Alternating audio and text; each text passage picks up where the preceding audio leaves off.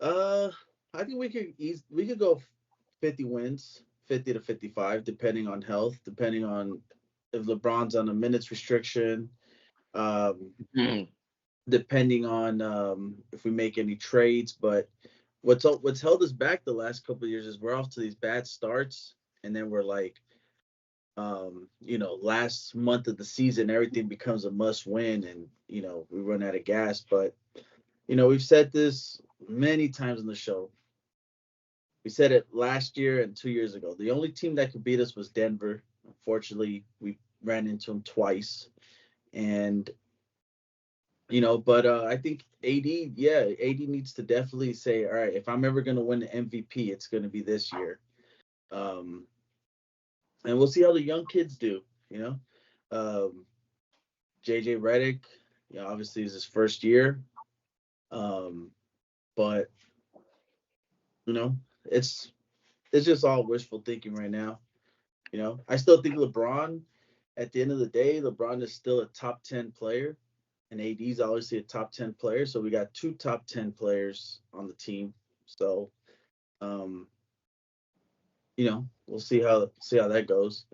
But yeah, and I think Austin Reeves, I don't know if he has the talent to be an All Star this year, but definitely if there's a couple injuries, I think he could sneak in there. Um, but I'm definitely actually really curious to see how LeBron, because we've always said like LeBron's kind of the GM, the coach, and all that, and he's kind of got to keep his mouth shut this year because a lot of people are going to get on him about his son joining the team. We all know that he basically brought him on here, took a roster spot, took a draft pick, so I don't think he's going to have much say this year. Hmm? Yeah. All right. Uh, Shane, you ready now, or should Mitch go? I'll let Mitchell go. Um, I don't know about how many exactly the number of wins. I feel like the goal should be at least 50. But I mean, if you would have said, we was going to win 47 games, you know, before the season last year, it would be like, oh shoot, well that's a good season.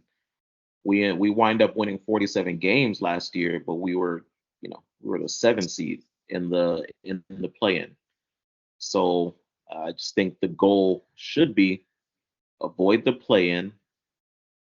However many wins, however many wins that looks like, or that's how many they need to get. Like Galvez said, man, the slow starts been terrible. So looking to, and I think Rui came out the other day and was like, yeah, we were playing around the beginning of last year. Fuck y'all playing around for? Like, Yeah. um, uh, yeah, but yeah. So the goal: avoid the play-in. Let's aim for a top four seed. AD MVP, like I said last week. Um, and then the other goal should be to develop players, develop our young guys. Let's figure out what we got with this Jalen Hood Shafino kid. Is he garbage? Is he trash? We need to find out. Um, Bronny, it'll be his first year. Don't expect too many minutes. So goal should be to develop him in the G League. Dalton Connect, who knows, man, with the way he can shoot it, um, who knows? Maybe he can get some kind of minutes. So develop him. Max Christie, maybe he steals some minutes this year. Um, been looking good. He's obviously steadily developed. Um, the way Max Christie's developed, that's the way you kind of want to see Jalen Hood Shafino develop um, over the years or whatever. Um, so avoid the play-in, top four seed, develop players, avoid the Nuggets at all costs. Those are the goals for Would you next for me. Would you rather go to the play-in if it meant avoiding the Nuggets? No.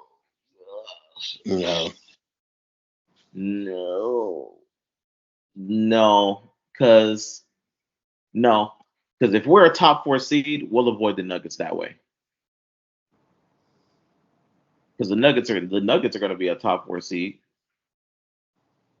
So I don't know about that. The Nuggets, man. Like I told you guys, I asked you guys, do you think the Nuggets have? It's like the team they had 2 years ago. Bruce Brown left first.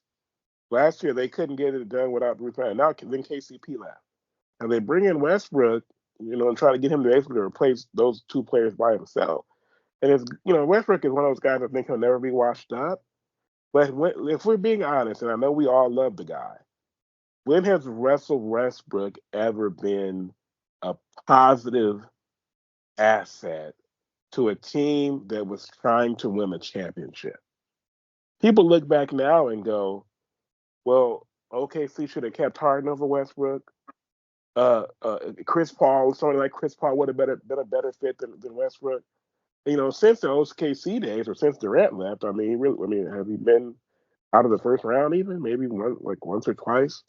So, I look at them at Denver and wonder if they might take another step. I mean, last year I think there was the number 1 seed last year. Was Denver the number 1 seed last year in the West? we were the 2 seed because OKC was the 1 seed. OKC was the 1 seed, right? But they're not. But I don't think they're asking Westbrook to be the MVP Westbrook.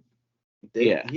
It's not like the that. MVP, but I'm still saying, when has Russell Westbrook, for us, for the Clippers, for any team he's played on, when has he been somebody who got a team closer to a championship?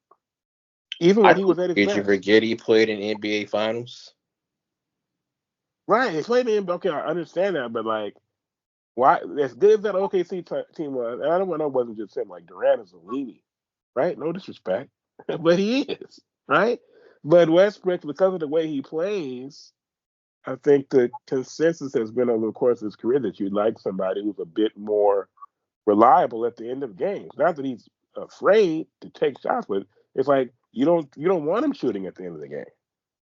So I don't know. I guess in this situation, he won't have to. He's not going to be on the court at the end of the game, probably. But if he's not, they're just really bare outside. They're very top heavy. They were top heavy to begin with. Now it's even more so. But Mitch, were you done talking? I felt like he was a positive asset for the Clippers. Clippers they just didn't have enough. Period. You know what I mean? No Kawhi. No Kawhi. Kawhi's supposed to be your best player. One leg Paul George. But yeah, I definitely think Russ was a huge piece for them. He didn't get a fair shake here. Let's be honest. The words were said, but the actions did not match the words when Russ was a Laker. So, Not only that, but like Mitch, you said earlier, Rui said we just were basically fucking around last year.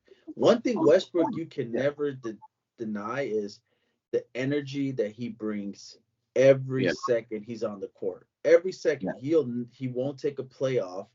You won't see him just slacking off on defense he's just I think you could actually appreciate that more than these young kids that get the big contracts and just kind of don't even want to play.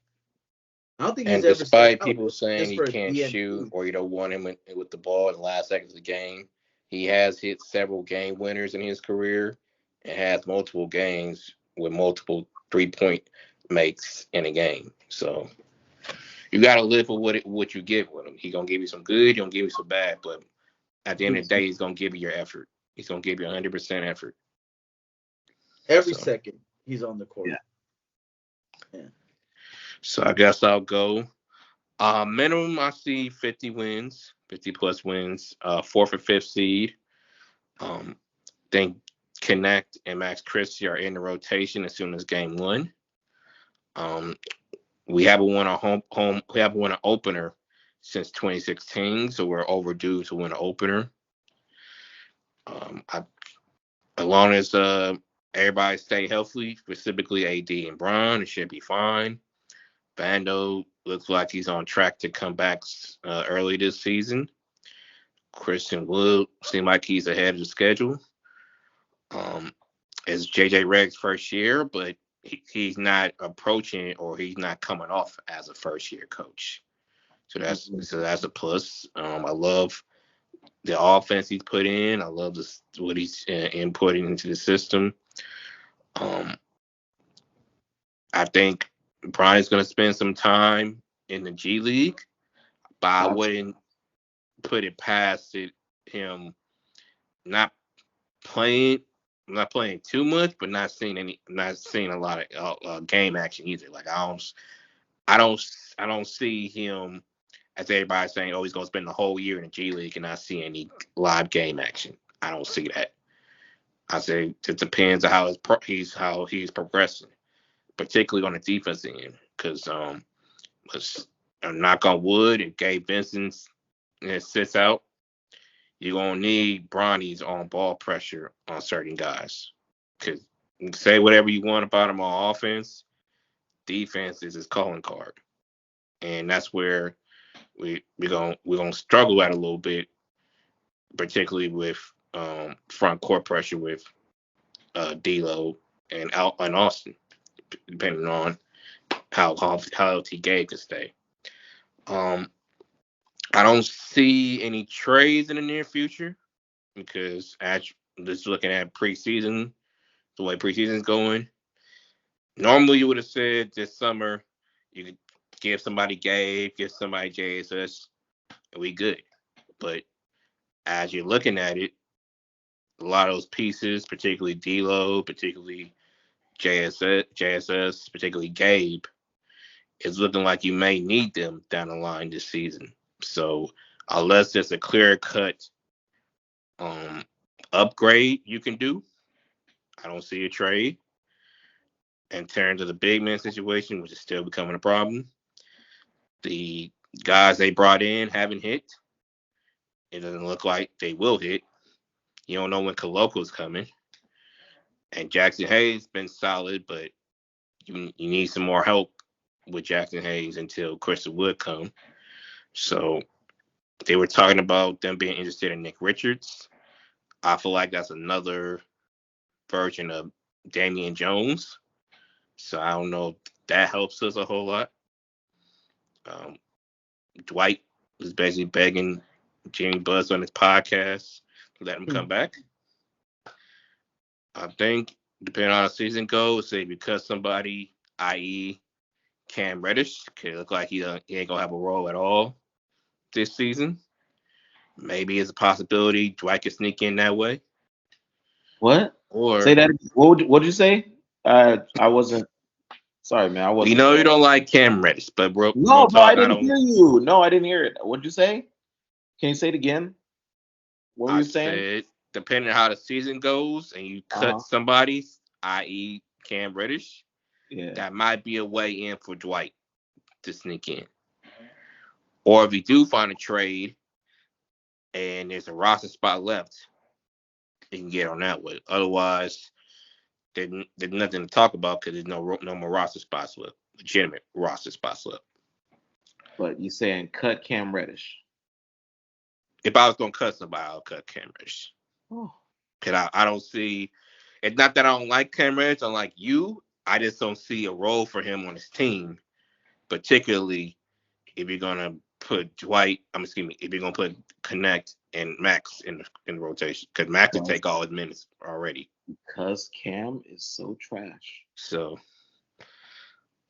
by the way, I'm sorry, I hate to cut you off. I'm going to let you finish what you said. Go ahead, Snay. But yeah, besides that, like I said, I don't see a trade. I think they're gonna have a hard time finding a big man because truthfully they don't know what type of big man they want. They seem infatuated with the archetype of a Dwight and JaVale. but they don't want to actually have Dwight and JaVale. Like, you see, they want to have a younger version who's less expensive, who can grow with the team, and who possesses the JaVale Dwight characteristics. But the people they bringing in are either don't have enough mass on them to guard a Jokic or Embiid, or are just not hitting.